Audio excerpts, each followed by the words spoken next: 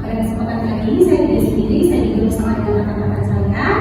Sebelum kami melakukan edukasi tentang dermatitis, izinkan kami memperkenalkan diri terlebih dahulu. Perkenalkan, nama saya David Farhan, saya sebagai moderator. Saya di sini dari Nampak Merah Putri sebagai menjawab pertanyaan dari narasumber. Saya tidak belajar sebagai moderator. Saya ada Firani sebagai pemateri. Saya Tirta Sari sebagai fasilitator. Saya Rizky Salsana Cinta Putri sebagai evaluator. Baik, untuk materi pertama saya silakan. Baik, sebelumnya peserta boleh menyampaikan diri kan? Iya.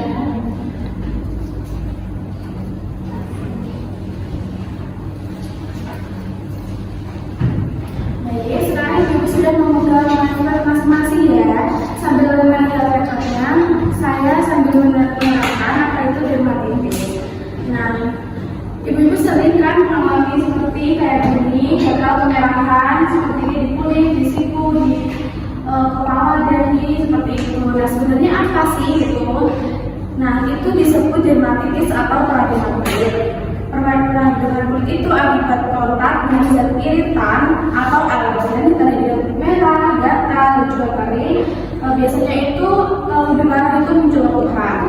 Nah, itu dapat terjadi tingkat akut maupun kronik. Jenis dermatitis sendiri itu ada eksim, kontak, seborreik, dan juga statis. Untuk eksim tersebut ada ciri bercak kemerahan, kasar, bersisik seperti ini. Ini eksim, kemudian ada dermatitis kontak, reaksi alergi karena penyebab zat kimia seperti deterjen. Kan ibu biasanya mencuci baju gitu, deterjen atau sabun di piring itu bisa. Kemudian ada dermatitis seborreik, itu berada di kepala seperti ini, wajah, bagian dan sekitar telinga atau tombol yang berbeda. Kemudian ada dermatitis statis, peradangan di tungkai bawah karena gangguan aliran vena. Kemudian apa sih ya yang menyebabkan dermatitis itu muncul? Nah, yang pertama itu karena ibu ada riwayat alergi, kemudian ada iritasi kimia karena aktivitas rumah tangga, terpapar deterjen, pewangi pakaian atau sebagainya. Kemudian ada perubahan lingkungan seperti asap, debu dan juga bulu hewan. Dimana misal ibu-ibu di rumah ada hewan, kucing atau asap dari pabrik itu bisa menyebabkan dermatitis. Kemudian ada faktor genetik, itu karena kulit dari ibu-ibu genetiknya itu atau bawaannya itu sensitif.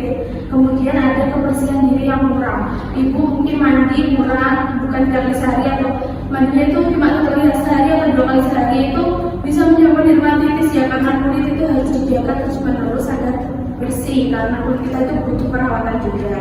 Nah, untuk tanda gejalanya apa sih? Nah, yang pertama itu ada kemerahan, rasa gatal atau kering dan panas, kemudian kulit kering mengelupas seperti ini, mengelupas, muncul luka berisi cairan ini, seperti biasanya ini ada cairan itu kering rasanya panas ya. Untuk pencegahannya itu, untuk pencegahannya yang pertama ada kebersihan kulit, seperti yang saya katakan tadi, harus menjaga kulit, mandi dengan sabun yang pH-nya rendah ya, agar tidak mengiritasi kulit. Kemudian ada menggunakan pelembab yang cocok biar tidak terjadi kekeringan pada kulit. Kemudian hindari pemicu alergi dan iritasi seperti bahan kimia tadi, deterjen, ada bawang pakaian juga. Dan jangan menggosok kulit terlalu kencang karena bisa merusak lapisan kulit. Kemudian ada olahraga rutin karena olahraga itu membantu tubuh itu menjadi lebih bugar dan sehat. Untuk perawatan sederhana di rumah, yang pertama ibu-ibu bisa mengompres dingin area yang terkena dermatitis kontak, kemudian menggunakan salep ataupun topikal atau pelembab misalnya Vaseline atau sejenisnya. Kemudian menjaga kebersihan tangan dengan cara mencuci tangan dengan air mengalir ya Bu, biar bakteri itu bisa hilang. Kemudian menggunakan pelembab kulit tadi agar kulit tidak kering dan tidak menggaruk area yang terkena dermatitis, karena kalau kita menggaruk area tertentu bisa menyebar ke area sebelahnya ya, dan semakin gatal serta ada timbul rasa panas. Baik, sebagian itu semuanya yang telah saya sampaikan tentang dermatitis. Mungkin ibu-ibu bisa mengajukan pertanyaan atau ada kebingungan tentang dermatitis. semuanya. Mbak, saya mau tanya. Nah, ini kan saya sering gatelan, nah itu saya sering pukul. Nah itu apakah itu kenapa ya? Nah itu supaya katanya nggak mengganggu aktivitas keseharian itu gimana ya? Maksudnya katanya itu nggak terkira gitu. Baik, saya akan menjawab pertanyaan dari Mbaknya ya. Kenapa sih kalau kita dermatitisnya itu kalau digaruk semakin panas, semakin gagal. Nah, untuk dengan digaruk ya Mbak, kita itu harus melakukan pencegahan dengan cara yang dijelaskan Mbak tadi. Seperti yang pertama itu dikompres dengan air dingin, atau mandi sehari 2 kali. Terus kita harus menggunakan, kalau enggak gitu kita harus menggunakan pas mencuci baju atau mencuci piring kita menggunakan sarung tangan karet. Terus kita menggunakan pelembab. Nah itu bisa mengurangi resiko-resiko dermatitis itu menyebar ke seluruh tangan atau yang bagian dengan dermatitis itu ya Mbak. Bagaimana Mbak, bisa diterima atau masih ada yang bingung? Saya sih, ada yang lebih bertanya lagi? Saya oke sama. Jadi gini Mbak, kalau saya kan pakai lotion atau skincare biasa, kulit saya malah iritasi. Itu bagaimana ya cara mengevaluasi perawatan kulit yang aman buat penderita dermatitis dalam kehidupan sehari-hari? Terima kasih.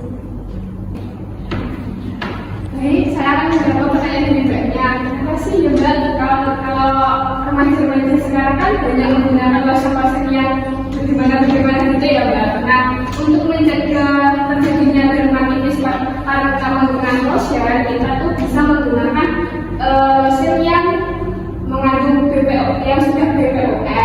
Jangan yang abal-abal ya Mbak. Kan banyak tuh yang abal-abal bikin kulit putih, tampak banyak gitu. Terus lotion yang tidak mengandung alkohol atau pH-nya tinggi itu juga dihindari ya Mbak, agar kita tidak terkena dermatitis lagi.